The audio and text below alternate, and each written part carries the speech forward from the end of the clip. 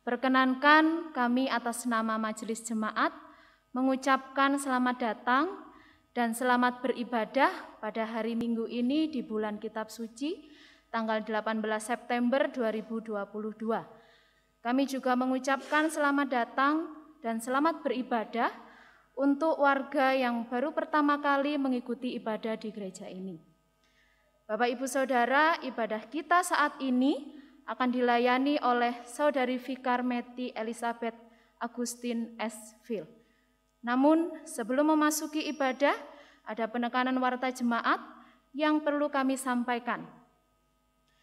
Ibadah perjamuan kudus ekumene akan dilaksanakan pada hari Minggu 2 Oktober 2022 dilaksanakan pukul 7.00 dan 17.00.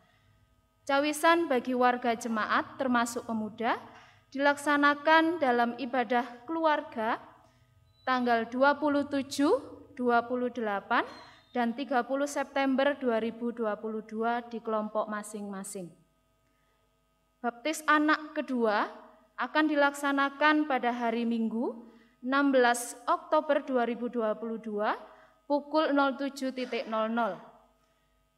Bagi Bapak Ibu yang akan menyerahkan putra-putrinya untuk dibaptis, dapat mendaftarkan ke kantor sekretariat gereja dengan membawa persyaratan yang tercantum di warta jemaat.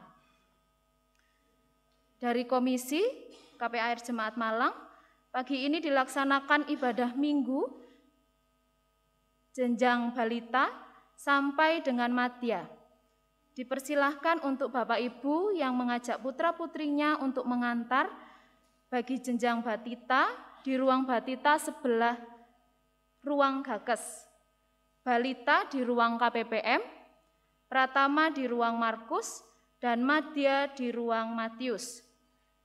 Dari Komusger, mengundang warga jemaat GKJW Jemaat Malang untuk berpartisipasi dalam lomba menyanyi solo akapela lagu rohani atau tanpa iringan musik yang akan diadakan pada hari Minggu 9 Oktober 2022 pukul 10.00 bertempat di ruang Markus GKJW Jemaat Malang dengan kategori 1. Sekolah Minggu jenjang balita, pratama, dan madya. 2. Remaja, pemuda, dan warga dewasa. Partitur dan MP3 untuk persiapan lomba disediakan oleh panitia. Bapak Ibu bisa menghubungi kontak person yang ada di warta jemaat. Tanggal terakhir pendaftaran peserta hari Kamis 6 Oktober 2022.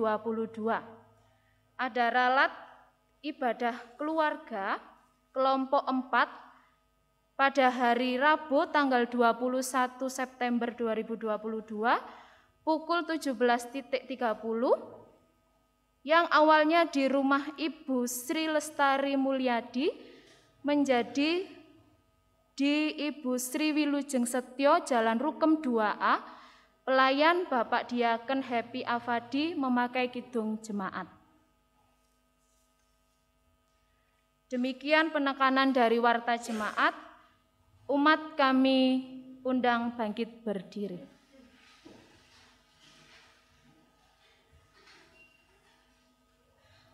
Saudara-saudara yang terkasih, marilah kita datang menghadap Tuhan dengan hati yang penuh sukacita dan menghampiri tahtanya untuk memuliakan namanya dengan hati yang tulus.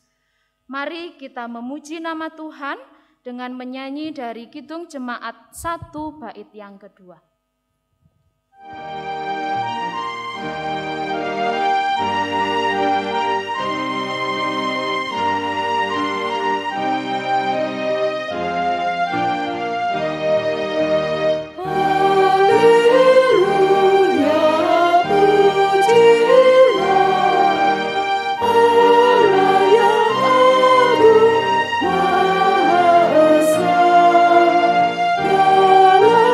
Kristus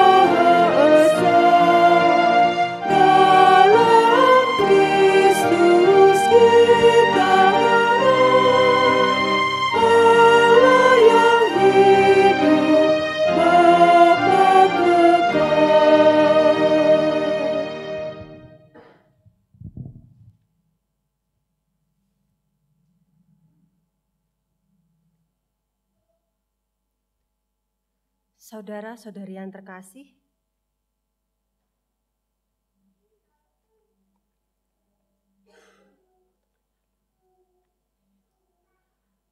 marilah kita datang di ibadah pada pagi hari ini. Kita satukan hati dan pikiran kita bersama-sama mengambil saat teduh untuk memasuki panggilan ibadah.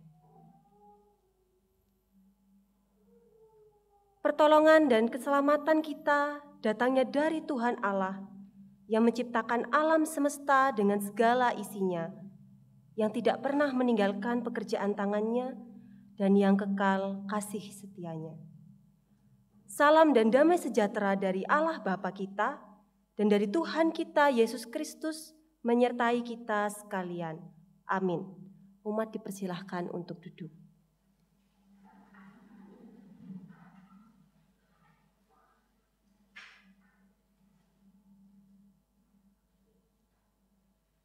Bapak Ibu yang terkasih, saudara-saudari yang terkasih, serta anak-anak yang terkasih. Adapun tema ibadah kita pada pagi hari ini sesuai dengan tema liturgis GKJW, yaitu jalanilah kehidupan di dalam terang firman Allah. Ini yang menjadi tema bulanan, khususnya bulan Kitab Suci. Dan adapun menjadi tema khotbah kita pada pagi hari ini adalah seorang hamba tidak dapat mengabdi kepada dua tuan. Bersama-sama kita menyambut tema liturgis dan tema khotbah kita pagi hari ini dengan menyanyi dari Kidung Jemaat nomor 57. Kita nyanyikan baitnya yang pertama sampai dengan yang ketiga.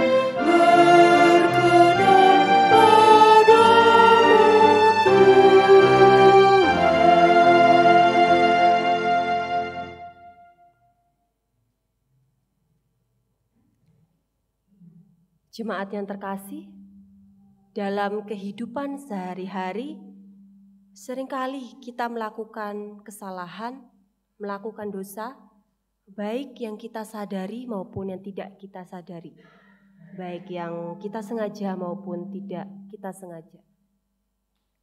Seringkali secara tidak sadar, dalam keseharian hidup kita menyakiti hati keluarga kita terkasih, menyakiti hati orang tua, saudara kita, teman-teman kita, sahabat-sahabat kita, kolega-kolega kita, dan yang terlebih lagi, seringkali kita tidak sadar mendukakan hati Tuhan.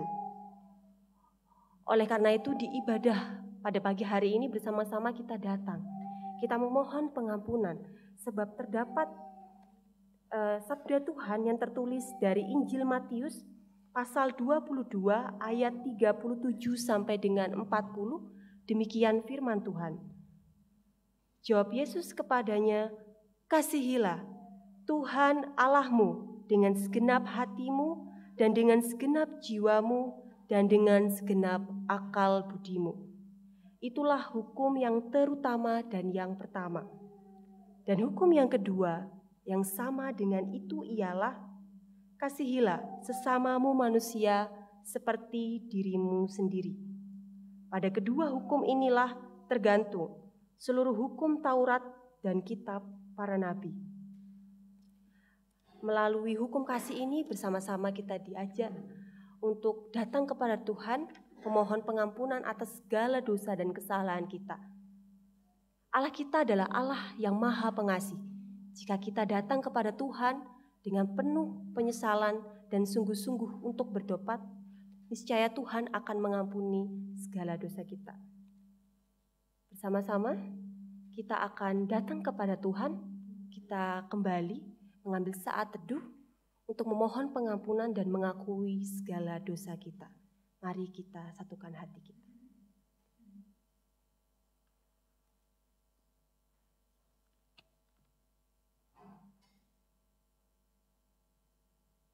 Selamatkan aku ya Allah, sebab air telah naik sampai ke leherku. Aku tenggelam ke dalam rawa yang dalam, tidak ada tempat bertumpu. Aku telah terperosok ke air yang dalam, gelombang pasang menghanyutkan aku. Lesu aku karena berseru-seru, kerongkonganku kering, mataku nyeri karena mengharapkan Allahku. Ya Allah, Engkau mengetahui kebodohanku. Kesalahan-kesalahanku tidak tersembunyi bagimu. Tetapi aku berdoa kepadamu ya Tuhan, pada waktu Engkau berkenan ya Allah. Demi kasih setiamu yang besar, jawablah aku dengan pertolonganmu yang setia. Lepaskanlah aku dari dalam lumpur, supaya jangan aku tenggelam. Biarlah aku dilepaskan dari orang-orang yang membenci aku, dan dari air yang dalam. Janganlah gelombang air menghanyutkan aku, atau tubir menelan aku, atau sumur menutup mulutnya di atas aku. Jawablah aku ya Tuhan, sebab kasih setiamu baik. Berpalinglah kepadaku menurut rahmat-Mu yang besar. Janganlah sembunyikan wajah-Mu kepada hamba-Mu, sebab aku tersesat. Segeralah menjawab aku. Datanglah kepadaku, tebuslah aku, bebaskanlah aku oleh karena musuh-musuhku. Amin. Adapun yang tadi saya bacakan yang menjadi penghantar doa pengakuan dosa kita terambil dari Mazmur pasal 69, dibaca ayat yang kedua sampai dengan ayat yang ke-19. Jemaat yang terkasih, bersama-sama tadi kita telah datang kepada Tuhan, kita telah memohon ampun atas segala dosa kita akan menerima berkat anugerah, berita anugerah. Jemaat diundang untuk berdiri.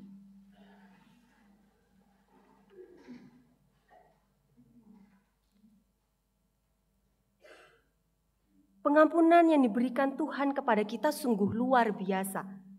Yesus rela menanggung dosa kita dengan mati di kayu salib dan menebus kita dari hukuman karena dosa dan kesalahan kita.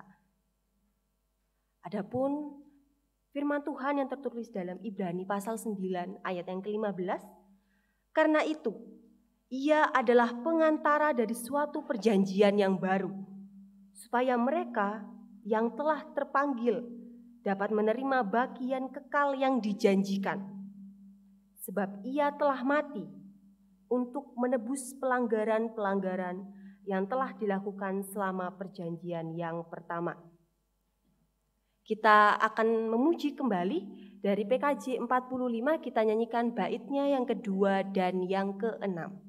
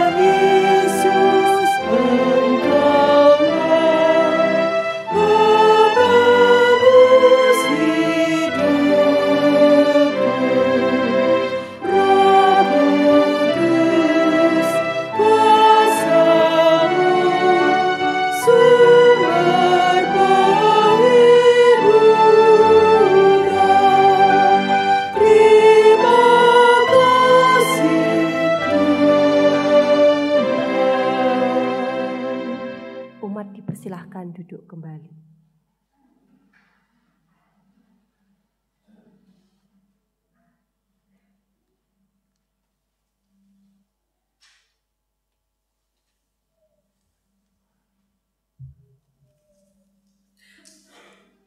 Bapak, Ibu, dan saudara-saudara yang dikasihi Tuhan, saatnya kita akan belajar dan merenungkan firman Tuhan. Sebelum itu, marilah kita berdoa. Allah Bapa yang penuh kasih dan kuasa, kami bersyukur Tuhan untuk kesempatan yang indah yang boleh kami miliki di pagi yang indah ini. Tuhan, saat ini kami bersama-sama ingin belajar dan merenungkan firman-Mu Tuhan. Berkati dan urapi Ibu Fikar Meti Elizabeth, di dalam beliau menyampaikan firman-Mu. Kuasai beliau dengan kuasa darah Roh Kudus-Mu Tuhan. Dan mampukan kami Bapa untuk bisa membuka hati dan pikiran kami, untuk bisa belajar dan merenungkan firman-Mu Tuhan. Mampukan kami untuk bisa memusatkan pikiran kami dan hati kami untuk mendengar sapaan firman-Mu. Dan mampukan kami Tuhan untuk tidak hanya menjadi pendengar, tapi kami boleh menjadi pelaku firman-Mu. Terima kasih ya Tuhan, berfirmanlah ya Tuhan, kami siap untuk mendengarkan. Amin. Bapak Ibu, marilah kita menyiapkan hati kita akan memuji dari Kidung Jemaat nomor 53, baitnya yang pertama.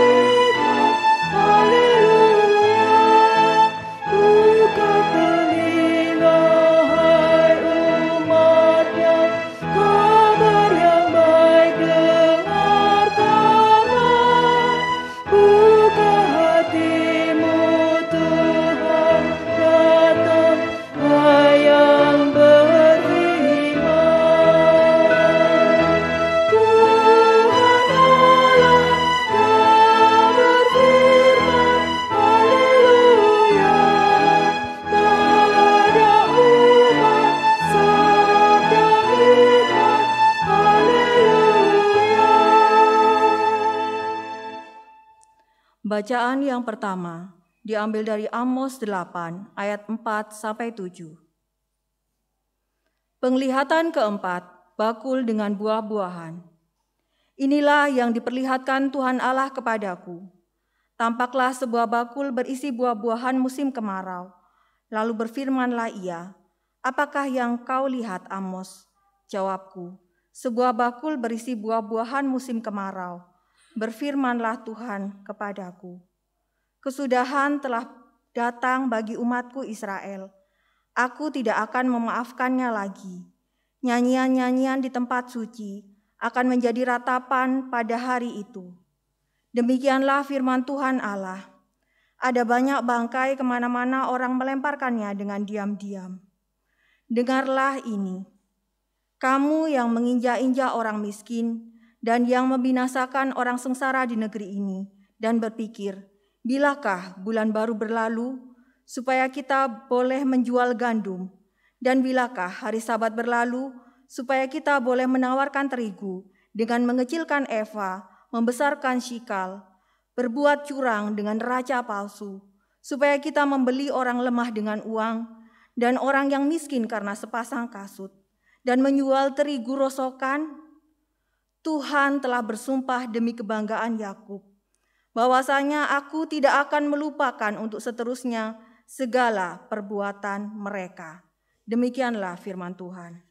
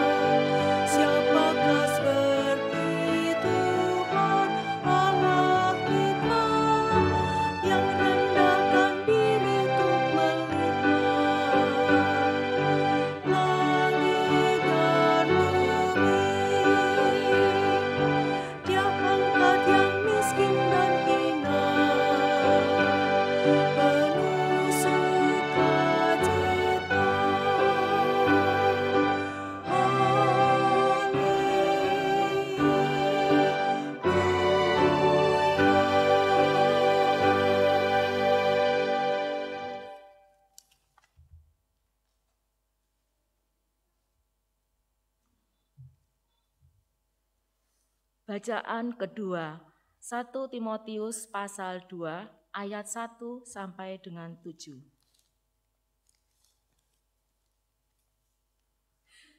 Mengenai doa jemaat. Pertama-tama aku menasehatkan, naikkanlah permohonan, doa syafaat, dan ucapan syukur untuk semua orang, untuk raja-raja dan untuk semua pembesar, agar kita dapat hidup tenang dan tentram dalam segala kesalehan dan kehormatan.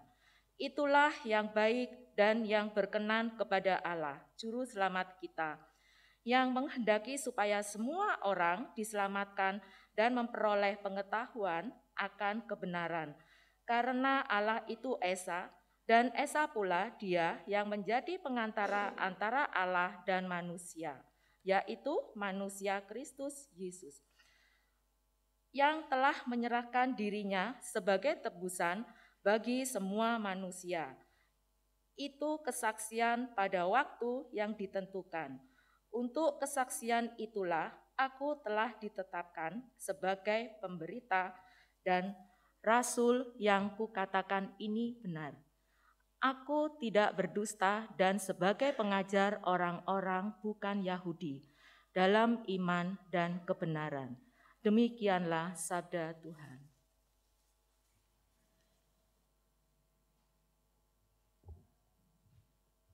Inilah permulaan Injil Yesus Kristus. Haleluya.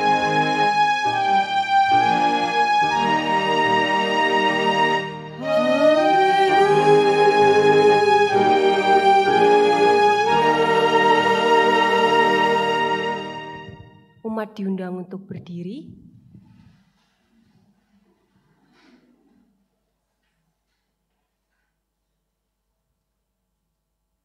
Injil Yesus Kristus menurut kesaksian Lukas, pasal 16 ayat yang pertama hingga ayat yang ke-13. Perumpamaan tentang bendahara yang tidak jujur. Dan Yesus berkata kepada murid-muridnya, "Ada seorang kaya yang mempunyai seorang bendahara. Kepadanya disampaikan tuduhan bahwa bendahara itu menghamburkan miliknya. Lalu ia memanggil bendahara itu dan berkata kepadanya, 'Apakah yang kudengar tentang engkau? Berilah pertanggungjawaban atas urusanmu, sebab engkau tidak boleh lagi bekerja sebagai bendahara.' Kata bendahara itu dalam hatinya, 'Apakah yang harus aku perbuat? Tuanku memecat aku dari jabatanku sebagai bendahara. Mencangkul aku tidak dapat, mengemis aku malu. Aku tahu apa yang akan aku perbuat, supaya apabila aku dipecat dari jabatanku sebagai bendahara, ada orang yang akan menampung aku di rumah mereka.' Lalu ia memanggil seorang demi seorang yang berhutang kepada tuannya. Katanya kepada yang pertama, 'Berapakah hutangmu kepada tuanku?' Jawab orang itu, 100 tempayan minyak. Lalu katanya kepada orang itu, 'Inilah surat hutangmu. Duduklah dan buat surat hutang lain sekarang juga. 50 tempayan. Kemudian ia berkata kepada yang kedua, 'Dan berapakah hutangmu?'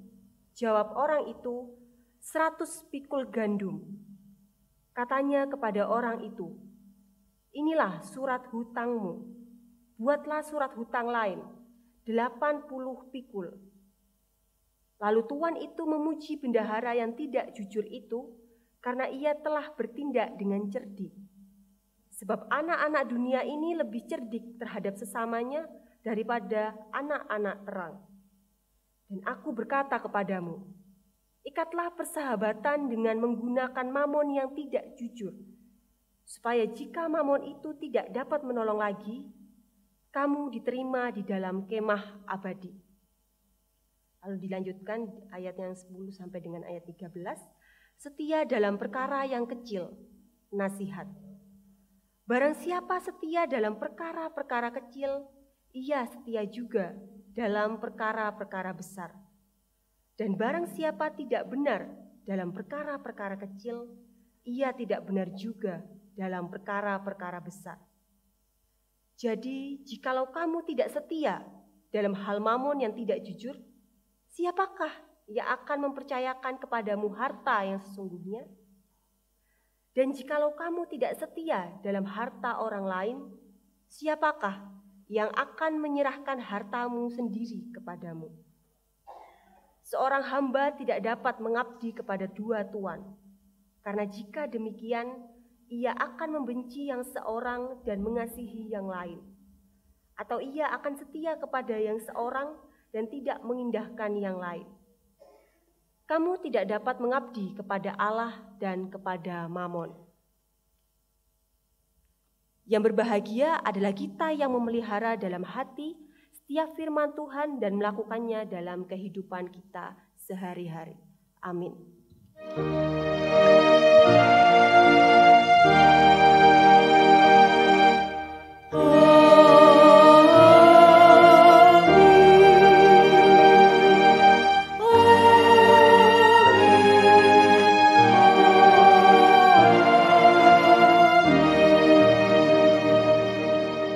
Dipersilahkan duduk kembali.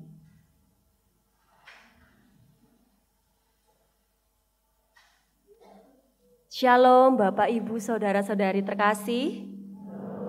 Selamat pagi. Sungguh senang sekali saya bisa berjumpa dengan Bapak Ibu sekalian. Sehat semua nggih di sini? Puji Tuhan. Sebelumnya saya memohon maaf ngapunten kalau suara saya agak bindeng-bindeng atau serak karena sudah semingguan ini saya batuk pilek.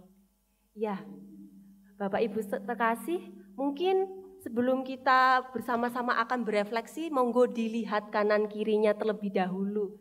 Diberikan senyum terbaik, monggo. Ya. Meskipun pakai masker tapi kita mengimani kalau tersenyum beneran nggih sampai ke hati. Puji Tuhan. Ya. Jika kita mengawali ibadah ini dengan sukacita, betapa senangnya kita bisa menularkan sukacita yang satu kepada sukacita yang lain. Menularkan sukacita ini kepada tetangga yang duduk di kanan kiri kita. Jemaat yang terkasih, pernahkah mendengar istilah hidup untuk makan atau makan untuk hidup? Pernah nggih? Sekarang kata-katanya agak saya rubah sedikit, yaitu hidup untuk uang atau uang untuk hidup. Nah, ini sekilas terdengarnya sama, hanya kata-kata yang dibalik-balik saja. Tapi kalau kita lihat kembali dua kata ini, istilah ini, hidup untuk uang atau uang untuk hidup itu kalau kita maknai artinya beda, sangat beda. Tadi kata yang pertama hidup untuk uang itu mengindikasikan bahwa tujuan hidup untuk uang, tujuan hidup kita adalah uang. Jadi uang itu menjadi tujuan yang paling segala-galanya dalam hidup. Kalau kata yang kedua tadi uang untuk hidup. Memang ya hidup itu memerlukan uang. Tapi uang bukan segala-galanya dalam hidup. Hidup memerlukan uang, tapi uang bukan segala-galanya dalam hidup. Nah, ini menunjukkan bahwa uang itu adalah bagian dari kehidupan kita dan memang kita benar membutuhkan uang. Tapi tujuan hidup kita bukan uang itu sendiri. Dari kedua kata ini tadi, hidup untuk uang atau uang untuk hidup itu menunjukkan seberapa besar porsi atau kedudukan uang di dalam hidup kita ini. Porsi kita memprioritaskan mencari uang atau harta itu seberapa besar dalam hidup ini, tujuan hidup kita ini. Jemaat yang terkasih, Bapak Ibu yang terkasih, saudara-saudari yang terkasih, bacaan kita pada pagi hari ini juga ada kaitannya dengan harta atau ada uang, ada tema besar, ada temanya mengenai ini. Dan bersama-sama saya khususkan kita akan pergumulkan dari Injil Lukas pasal 16 ayat 1 sampai 13 saja. Kalau kita melihat ya Bapak Ibu yang terkasih, jemaat yang terkasih, di ayat yang ke-16 ini, di perikop yang pertama, kedua, ketiga itu banyak sekali istilah mengenai kekayaan, harta, uang atau orang kaya dan orang miskin. Ini memang di Injil Lukas pasal 16, satu perikop ini banyak sekali istilah itu. Dan memang temanya, saya juga membaca di buku tafsir, temanya mengenai kata-kata yang tidak jauh dari uang, kekayaan, orang kaya atau orang miskin di dalam pasal 16 ini. Bacaan kita pada pagi hari ini, Injil Lukas pasal 16 ayat 1 sampai 13 itu terdiri dari dua perikop. Yang pertama perikop perumpamaan tentang bendahara yang tidak jujur, serta perikop yang kedua setia dalam perkara yang kecil. Kalau perikop yang pertama itu perumpamaan, jadi Tuhan Yesus memberikan perumpamaan tentang bendahara yang tidak jujur. Lalu yang kedua itu bukan perumpamaan, itu nasihat. Dan di perikop yang kedua ini memperlengkapi, menjelaskan perumpamaan yang Tuhan Yesus sampaikan di perikop yang sebelumnya. Dan dari dua perikop ini bersama-sama kita akan pelajari, ada beberapa poin yang kita akan bersama-sama pergumulkan, bersama-sama refleksikan. Yang pertama kalau Bapak Ibu sekalian bisa baca di ayat yang ke-8 khususnya, lalu Tuhan itu memuji bendahara yang tidak jujur itu, karena ia telah bertindak dengan cerdik. Sebab anak-anak dunia ini lebih cerdik terhadap sesamanya daripada anak-anak terang. Ini poin yang pertama, kalau di ayat 8 itu fokusnya bukan ketidakjujuran bendaharanya ya, tapi fokusnya itu terhadap kecerdikan seorang bendahara. Jadi bendahara yang tidak jujur ini, dia cerdik. Cerdik apa? Cerdik menyelesaikan masalahnya. Jadi dijelaskan juga di dalam perikop ini, bersama-sama sudah kita baca bahwa ada tuduhan kepada tuan si bendahara. Akhirnya bendahara ini terancam copot dari jabatannya sebagai bendahara. Lalu bendahara ini merasa gelisah, khawatir. Kalau jabatannya copot ini, terus dia tinggal di mana? Dia hidup bersama siapa? Lalu dia mencari cara supaya kalau dia copot dari jabatannya sebagai bendahara, dia ada tempat untuk hidup, ada tempat untuk tinggal. Jadi dia memanggil orang-orang yang berhutang kepada tuannya, dia mencari cara hutangnya itu diganti, nominalnya itu dilebih kecilkan. Sehingga orang-orang yang berhutang kepada tuannya ini merasa balas budi. Dia merasa harus membalas kebaikan si bendahara yang tidak jujur ini. Jadi harapannya bendahara ini ketika dia copot dari jabatannya, orang-orang tuannya ini, orang-orang yang berhutang kepada tuannya ini, dia akan memiliki rasa balas budi sehingga mau menampung si bendahara. Nah, kecerdikan ini yang dipuji oleh Tuan di ayatnya yang ke-8. Jadi poin yang ke-8 itu kita belajar mengenai bertindak cerdik. Pada poin ini, itu yang kita pelajari dari bendahara yang tidak jujur itu adalah bagaimana bendahara yang tidak jujur ini menggunakan sumber daya yang dia miliki. Pada bacaan ini sumber dayanya apa? Sumber dayanya orang-orang yang berhutang kepada tuannya. Dia berpikir, oh saya bisa mencari cara dengan mengecilkan nominal orang-orang yang berhutang kepada tuannya, sehingga orang-orang yang berhutang ini membalas budi. Nah, dia memanfaatkan itu, kesempatan itu, sumber daya itu supaya apa? Supaya ketika dia copot dari jabatannya sebagai bendahara, ada yang menampung dia, ada tempat di mana dia bisa tinggal. Pada poin ini kita belajar dari bendahara yang tidak jujur bahwa kita belajar untuk menaklukkan sumber daya yang kita miliki. Menaklukkan sumber daya itu apapun, misalnya seperti apa yang kita miliki, pekerjaan kita, jabatan kita, kekayaan yang kita miliki, dan kita menggunakannya untuk kebaikan. Jadi kadang saya juga merefleksikan, jangan sampai harta yang kita miliki, prestasi yang sudah kita dapatkan, pekerjaan atau posisi atau jabatan yang sudah kita miliki saat ini, itu kita tidak bisa menggunakannya, kita tidak bisa berkuasa atasnya, tapi kita diseret oleh harta itu, kita diseret oleh pekerjaan kita, jabatan kita, posisi kita. Nah, disinilah kita perlu untuk berkuasa atas apa yang kita miliki itu, gitu, sehingga kita bisa menggunakannya atas kekuasaan kita. Jadi kita berkuasa atasnya. Kita menggunakan apa yang kita miliki supaya apa? Untuk menyelesaikan masalah kita. Jadi apapun kita miliki, kayak harta, jabatan, mungkin prestasi, pekerjaan, itu kita bisa menggunakannya untuk menyelesaikan masalah kita. Bukan justru kita terhanyut dalam itu dan itu menjadi masalah kita dan kita tidak bisa keluar dari itu. Itu poin yang pertama, kita bertindak cerdik, belajar dari bendahara yang tidak jujur ini. Lalu poin yang kedua itu kita bisa baca di ayat yang ke-9. Dan aku berkata kepadamu, ikatlah persahabatan dengan mempergunakan mamon yang tidak jujur, supaya jika mamon itu tidak dapat menolong lagi, kamu diterima di dalam kemah abadi. Jadi informasi mamon itu kalau kita baca di kamus Alkitab belakang, itu artinya harta benda atau kekayaan. Saya juga mencari di kamus Alkitab, mamon ini asalnya dari bahasa Aram, bukan bahasa Ibrani. Nah, di poin yang kedua di ayat yang 9 ini itu kita mempergunakan mamon yang tidak jujur. Apa maksudnya mempergunakan mamon yang tidak jujur? Nah, mamon ini kan tadi artinya kan harta benda atau kekayaan.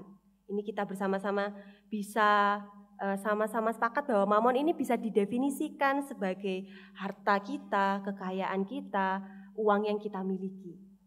Kadang harta, kekayaan, dan uang yang kita miliki itu seringkali dimaknai dengan konotasi yang negatif. Jadi kita memandang segala hal yang berkaitan dengan harta, jabatan, posisi, dan kedudukan itu bawaannya negatif saja. Katanya ini sudah negatif, ini sudah berbahaya. Padahal sebenarnya yang membuat kata-kata itu menjadi berbahaya adalah oknum yang menggunakannya, bukan kata-kata itu sendiri. Nah, di ayat yang 9 ini Tuhan Yesus mengungkapkan bahwa ikatlah persahabatan dengan mempergunakan mamon yang tidak jujur, supaya jika mamon itu tidak dapat menolong lagi, kamu diterima di dalam kemah abadi. Kata mempergunakan itulah yang artinya kita harus kembali berkuasa atasnya. Kita menggunakan harta kita menggunakan apa yang kita miliki, pekerjaan yang kita miliki, posisi jabatan yang kita miliki, prestasi-prestasi yang kita dapatkan, kita pergunakan itu. Dan yang terlebih penting lagi, kita mengikat persahabatan itu apa? Tidak apa-apa hidup berdampingan. Toh memang kita membutuhkan itu dalam hidup kita. Itu menjadi bagian hidup kita, nggih. Bukan satu-satunya tujuan hidup kita, tapi menjadi bagian hidup kita. Tapi yang perlu kita sama-sama ingat di sini bahwa mamon ini harta, kekayaan, prestasi, jabatan, pekerjaan dan lain sebagainya ini itu bukan segala-galanya. Artinya kita perlu berkuasa atasnya dan kita menggunakannya untuk kebaikan kita, untuk menolong kita, untuk kebaikan kita. Itu poin yang kedua. Lalu kita poin yang ketiga itu kita refleksikan dari ayat yang ke-10 sampai dengan ayat yang ke-12. Tentunya saya rasa kita sudah sama-sama sering mendengar mengenai setia dalam perkara yang kecil untuk bisa diperlengkapi di perkara yang besar. Artinya apa? Ini tanggung jawab, ada kepercayaan yang diberikan kepada kita. Kepercayaan dan tanggung jawab yang diberikan kita. Kepercayaan dan tanggung jawab apa? Untuk mengelola, menggunakan apa yang kita punya sekarang. Tadi mamon, kalau bahasa di sini mamon yang tidak jujur itu. Harta kita, prestasi kita, pekerjaan kita, itu kita kelola, kita gunakan. Kita mengelolanya untuk kebaikan bersama-sama, nggih. Jadi ada kepercayaan yang diberikan kepada kita, tanggung jawab yang diberikan kepada kita ketika kita mengemban itu. Jadi di pekerjaan kita, prestasi yang kita dapatkan, harta atau kekayaan yang kita miliki itu kita punya tanggung jawab. Kita punya tanggung jawab untuk mengelola dan menggunakannya dengan baik. Karena Tuhan Yesus juga mengungkapkan bahwa jika kita setia dalam perkara-perkara kecil, dalam mamon yang tidak jujur tadi, maka kita diperlengkapi untuk setia pada perkara yang besar, yaitu harta yang sesungguhnya, harta rohani kita. Kehidupan yang jauh lebih besar lagi, tanggung jawab yang jauh lebih besar lagi. Jadi di ayat yang ke-10 sampai 12 ini kita bersama-sama merefleksi tentang adanya kepercayaan dan tanggung jawab yang diberikan kepada kita untuk mengelola dan menggunakan apa yang kita miliki sekarang ini. Dan di ayat yang ke-13, poin yang terakhir, Bapak Ibu sekalian, seorang hamba tidak dapat mengabdi kepada dua tuan, karena jika demikian, ia akan membenci yang seorang dan mengasihi yang lain, atau ia akan setia kepada yang seorang dan tidak mengindahkan yang lain. Kamu tidak dapat mengabdi kepada Allah dan kepada mamon. Mamon yang tidak jujur itu tadi, nggih. Sama seperti judul renungan kita pada pagi hari, khotbah kita pada pagi hari ini, yaitu seorang hamba tidak dapat mengabdi kepada dua tuan. Kita tidak bisa mengabdi kepada Allah dan juga mengabdi kepada mamon. Mamon bukan second God, mamon bukan Tuhan kedua, bukan tuan kedua juga. Tuhan kita cuma satu-satunya, dan yang pertama dan yang terutama yaitu Allah, Tuhan Yesus kita, Tuhan Yesus Kristus kita sendiri. Memang kalau berbicara tentang uang itu juga mau nggak mau, uang itu juga memiliki kuasa kalau kita terhanyut di dalamnya.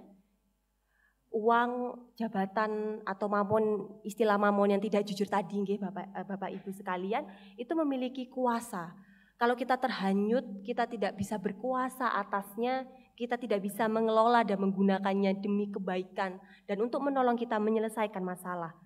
Karena mereka di mana-mana, ada di mana-mana dan mereka memiliki kekuasaan, mereka bisa berkuasa. Kalau kita tidak bisa mengelolanya, tidak bisa menggunakannya untuk kebaikan kita, untuk menolong kita menyelesaikan masalah. Nah, ini masalahnya. Kalau kita tidak bisa mengelolanya, kita jatuh ke dalam kuasanya. Sehingga balik kembali kepada dua kata tadi. Seharusnya kita itu uang untuk hidup. Tapi ketika kita tidak bisa mengelolanya, kita jatuh pada hidup untuk uang. Tujuan kita ya mamon yang tidak jujur itu tadi. Tujuan hidup kita terhanyut di dalam itu. Tetapi jika kita mengelolanya dengan baik, kita menggunakannya untuk menolong kita, untuk menyelesaikan masalah kita akan menganggap itu bagian hidup kita. Dan justru kita akan menggunakannya dalam kehidupan kita sehari-hari, menggunakannya juga dalam pelayanan untuk menolong orang sekitar kita, untuk dalam pelayanan kita gitu. Sekali lagi, dalam poin ini, mamon itu bukan second God. Tuhan kita satu-satunya hanya Allah, Tuhan Yesus Kristus sendiri. Mamon bukan. Kalau kita membaca selanjutnya di ayat yang ke-14 itu kita tahu bahwa Tuhan Yesus Kristus ini tengah menyindir atau mengungkapkan perumpamaan dan penjelasan setiap terhadap perkara yang kecil dan besar atau mamon yang tidak jujur tadi itu kepada orang-orang Farisi, hamba-hamba uang. Itu bisa dibaca di ayat yang ke-14. Jangan sampai kita jatuh dalam kuasa mamon yang tidak jujur tadi dan menjadikan mamon sebagai second God. Allah adalah satu-satunya Tuhan dan Tuan kita, bukan yang lain. Jemaat yang terkasih, Bapak Ibu yang terkasih, saudara-saudari yang terkasih, mari kita melihat kembali kehidupan kita, melihat kembali diri kita, menyelidiki lagi diri kita. Dari dua kata tadi, apakah yang sudah terjadi di hidup kita, tujuan hidup kita, uang untuk hidup, atau hidup untuk uang? Atau jangan-jangan tidak sadar, kita masih berada di bawah bayang-bayang kuasa mamon yang tidak jujur itu tadi. Jangan sampai kita terhanyut di dalamnya. Sudah seberapa besar kita berhasil menggunakan dan mengelola mamon yang tidak jujur itu tadi sebagai penolong untuk menolong hidup dan kebaikan kita. Ingat, seorang hamba tidak dapat mengabdi kepada dua tuan. Kamu tidak dapat mengabdi kepada Allah dan kepada mamon. Sama-sama kita akan menonton sedikit cuplikan video.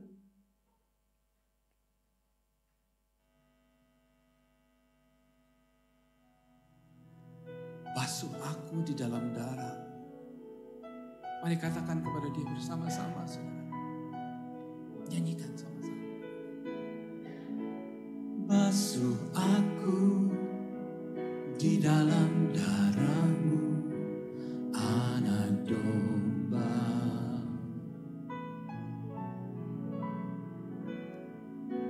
Jamah bibir, luruskan hatiku dengan Roh-Mu. Ku rindu kemuliaan Tuhan, lebih dari segala harta. Jadikan ku hamba berkenan kepadamu. Terima kasih Tuhan. Basuh aku di dalam darah-Mu, anak domba.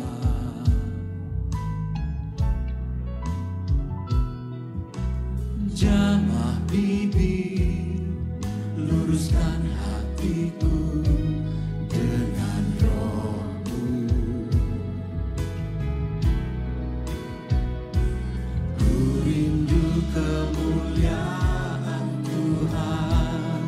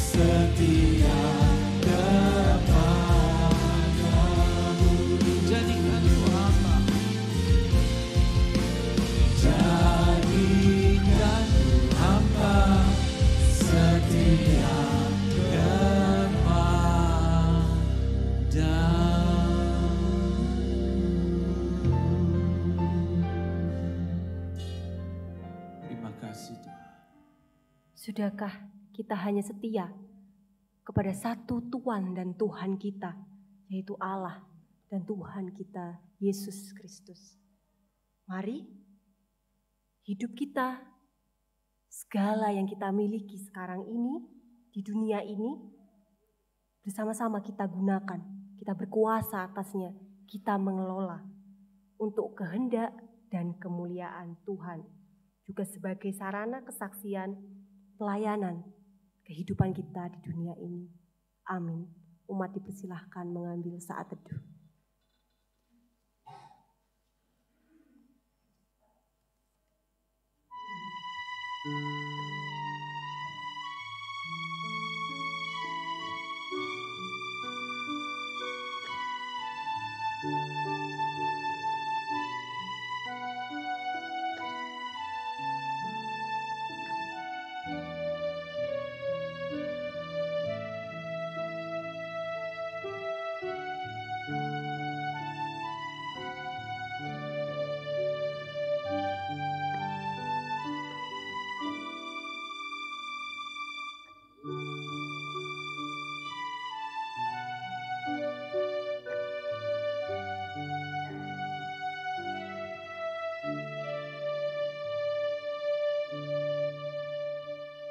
Saat teduh dapat diakhiri.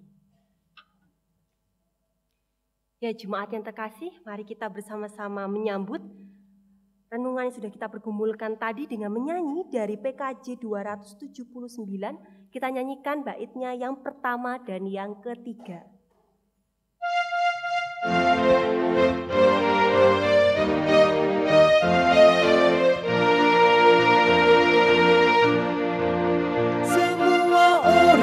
Inginkan kebenaran berada di pihaknya, namun sedikit yang sungguh mau berada di pihak kebenaran. Semua orang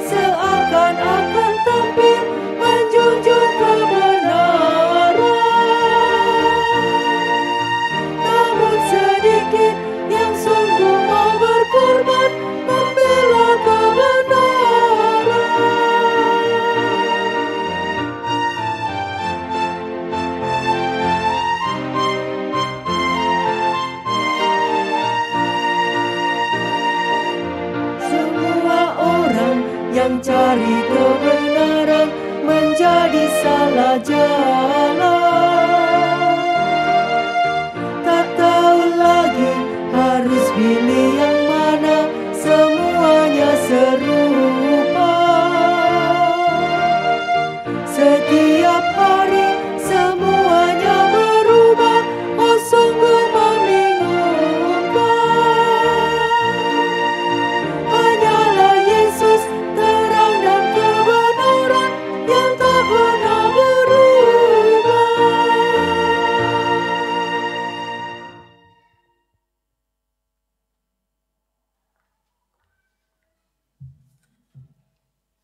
Umat kami undang bangkit berdiri.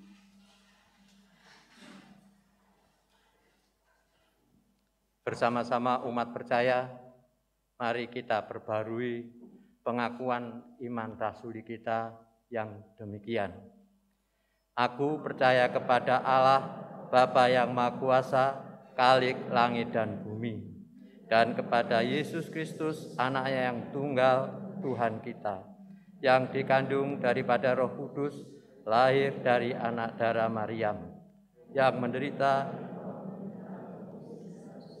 disalibkan, mati dan dikuburkan, turun ke dalam kerajaan maut. Pada hari yang ketiga, bangkit pula dari antara orang mati, naik ke surga, duduk di sebelah kanan Allah, Bapa yang Maha Kuasa, untuk menghakimi orang yang hidup dan yang mati. Aku percaya kepada Roh Kudus, persekutuan orang kudus, pengampunan dosa, kebangkitan daging. Amin. Umat dipersilakan duduk kembali.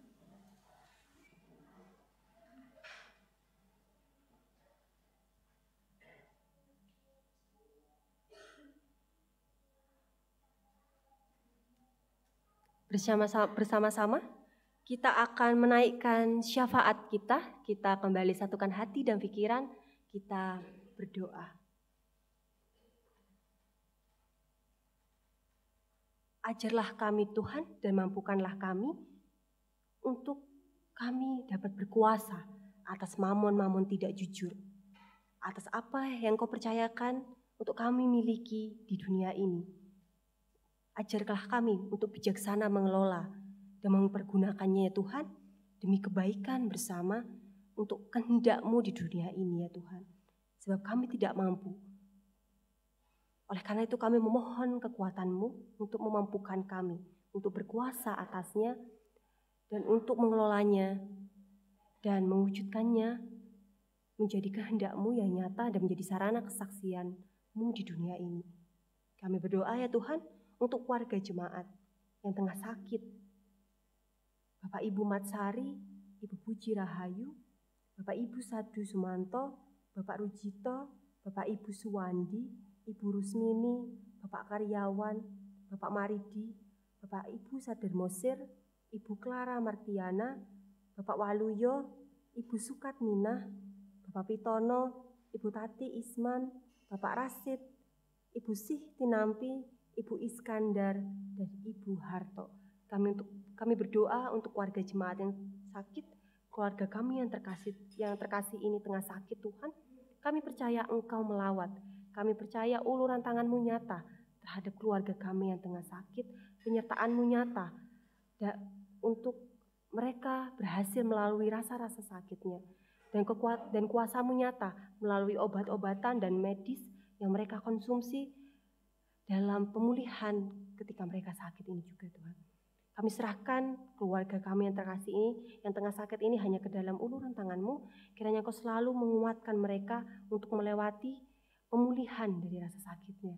Kami juga berdoa untuk Ibu Debbie, Bapak yang besok akan operasi. Kiranya Kau berikan kelancaran di operasinya besok, persiapkan hatinya, sanggupkan hatinya, teguhkanlah hatinya untuk menghadapi operasi sehingga operasi dapat berjalan dengan lancar dan Ibu Debbie dapat kembali pulih seperti sedia kala. Kami juga berdoa untuk warga Adi Yuswo yang sudah memasuki usia senja ya Bapak.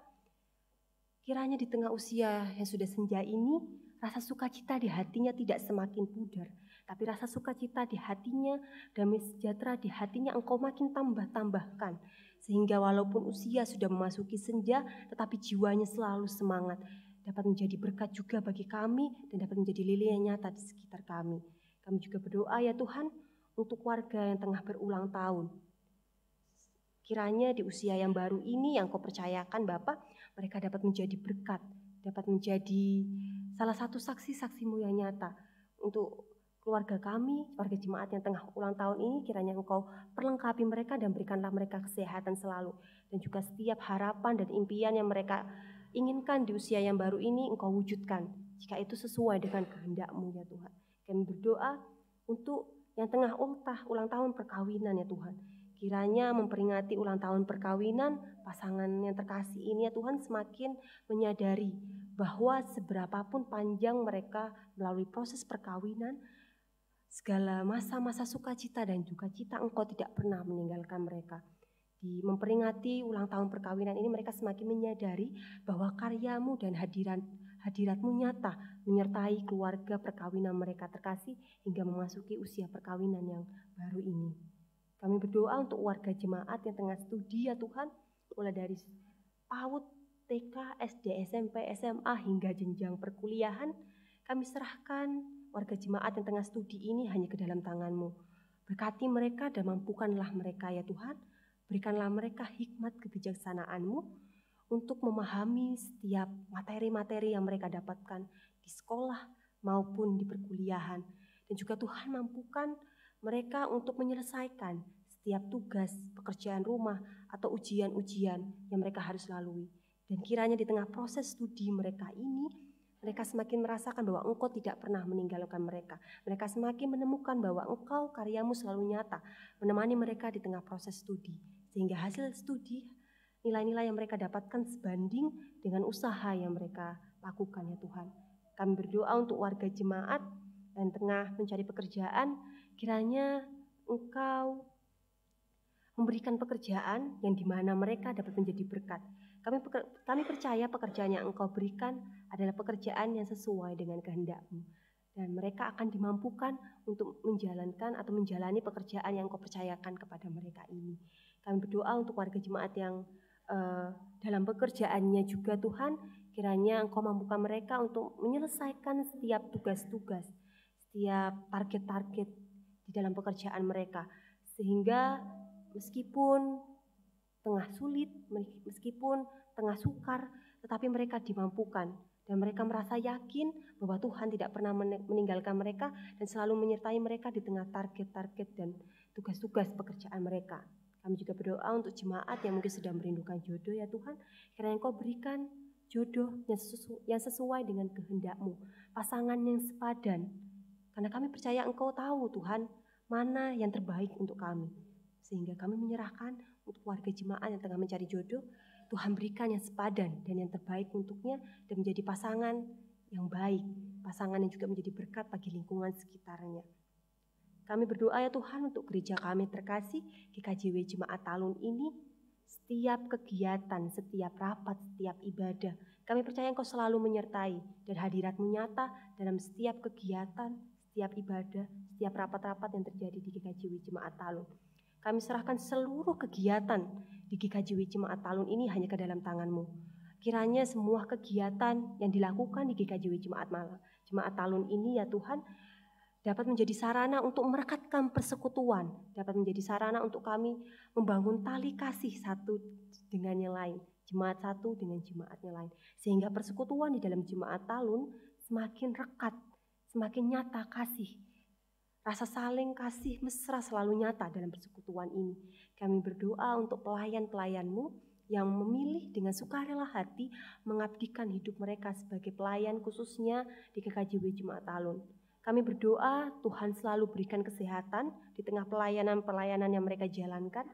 Dan juga kiranya Tuhan semakin murnikan setiap motivasi, setiap niat, setiap keinginan kehendak mereka di dalam pelayanan itu. Sehingga hari demi hari dalam pelayanan mereka semakin menemukan bahwa Tuhan tidak meninggalkan mereka. Dan itu terwujud nyatakan di dalam pelayanan yang mereka lakukan khususnya di Jemaat Talun ini. Kami juga berdoa ya Tuhan untuk sidang majelis daerah Malang 1 yang tengah berlangsung di Jemaat Mulyorejo. Kiranya Tuhan berikan kelancaran hingga terakhirnya nanti. Tuhan mampukan setiap peserta sidang, setiap pihak-pihak yang terlibat di dalam sidang tersebut, sehingga sidang tersebut dapat berjalan dengan lancar. Semua keputusan dalam sidang paripurna itu adalah keputusan yang terbaik, khususnya dalam pelayanan lingkup jemaat, lingkup majelis daerah MD Malang 1 ini. Kami berdoa ya Tuhan, untuk bangsa kami, bangsa Indonesia, di tengah segala problematika ya Tuhan, kami percaya ini adalah salah satu caramu untuk mendewasakan bangsa kami terkasih, bangsa Indonesia ini. Dan kami percaya Engkau tidak pernah meninggalkan bangsa kami, tetapi hadirat-Mu nyata, kuasa-Mu nyata, terwujud nyatakan melalui segala problematika yang tengah dialami oleh bangsa Indonesia. Dan perlahan, tahap demi tahap, segala problematika yang terjadi di bangsa kami yang terkasih ini dapat terselesaikan ya Tuhan.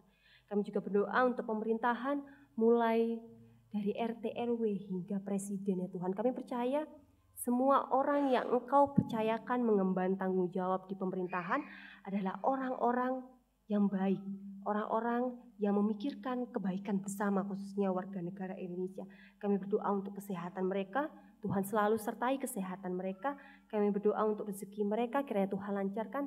Dan kami berdoa untuk kiranya Tuhan menurunkan hikmat kebijaksanaan kepada mereka, sehingga setiap keputusan, setiap kebijakan yang dibuat ataupun solusi untuk menyelesaikan segala problematika di bangsa negara Indonesia ini itu ditujukan dan diorientasikan untuk kebaikan warga negara Indonesia, kebaikan bersama warga negara Indonesia. Inilah Tuhan, syafaat yang kami naikkan kepadamu. Kami menutup syafaat kami ini dengan menyanyikan doa, sebagaimana doa yang Engkau ajarkan kepada kami. Bapa kami yang di surga, dikuduskanlah nama-Mu,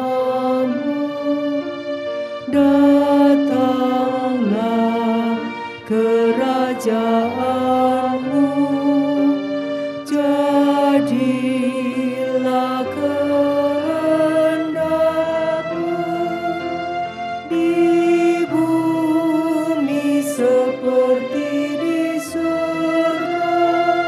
Berikanlah kami pada hari ini makanan kami yang secukupnya, dan ampunilah kami akan kesalahan kami, seperti kami juga mengampuni orang yang bersalah kepada kami, dan janganlah membawa kami ke dalam pencobaan, tetapi lepaskanlah kami daripada yang jahat, karena Engkau-Lah yang mempunyai kerajaan dan kuasa dan kemuliaan sampai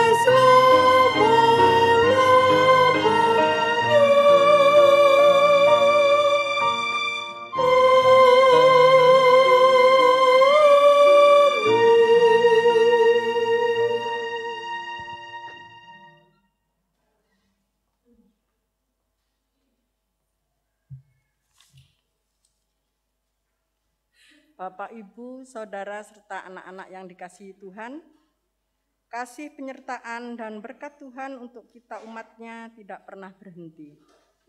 kebaikan dan kasih-Nya yang telah menyelamatkan kita. Karena kebaikannya itu, marilah kita mengucapkan syukur dan kita wujudkan dalam persembahan kita. Sebagai dasar di dalam kita mempersembahkan, ada firman Tuhan yang terambil dari Mazmur 30 ayat yang ke-5 dan ke-6 yang demikian. Nyanyikanlah mazmur bagi Tuhan dan persembahkanlah syukur kepada nama-Nya yang kudus. Sebab sesaat saja Ia murka, tetap seumur hidup Ia murah hati. Sepanjang malam ada tangisan, menjelang pagi terdengar sorak-sorai. Mari saudara-saudara sekalian, kita mempersembahkan persembahan yang sudah kita siapkan dengan memuji Tuhan dengan Kidung Jemaat 450, bait yang pertama sampai dengan selesainya kita mengumpulkan persembahan.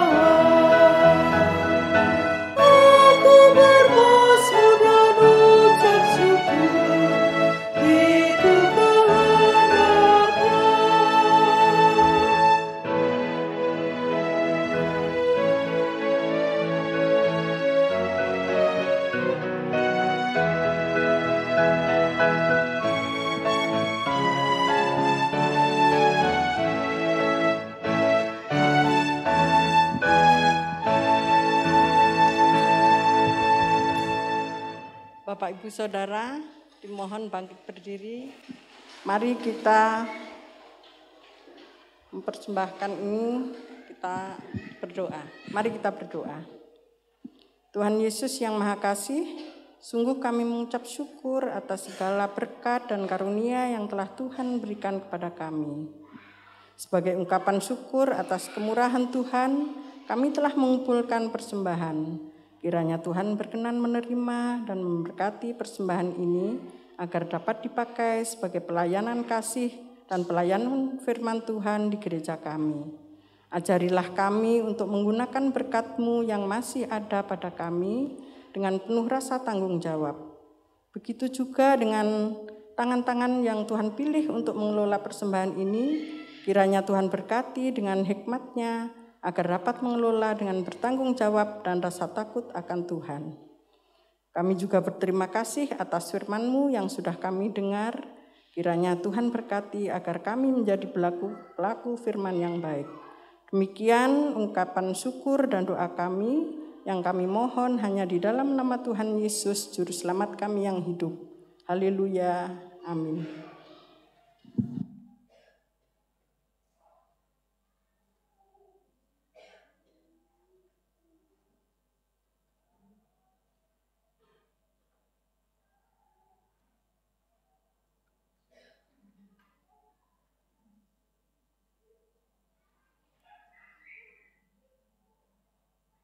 Jemaat yang terkasih, mari kita undur dari hadapan Tuhan dengan suasana hati yang penuh damai dan sukacita.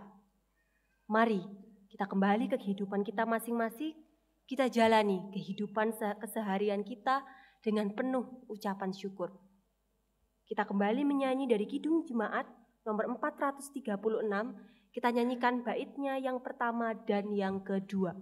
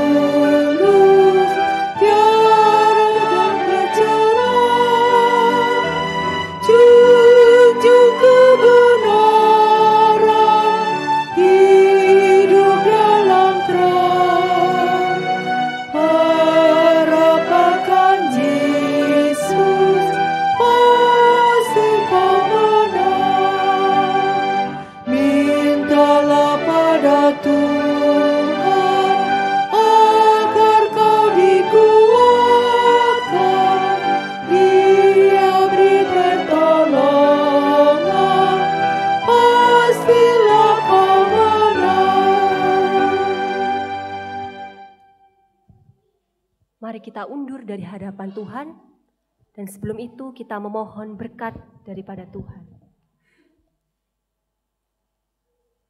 Allah Bapa sumber segala anugerah, Tuhan Yesus sumber segala kasih karunia, dan Roh Kudus sumber segala penghiburan, senantiasa menyertai, memberkati, dan mendewasakan kita sekalian, kini dan selama-lamanya.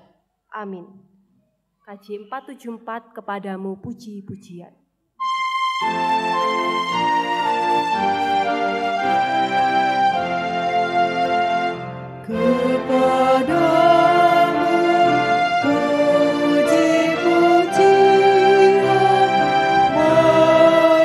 Syukur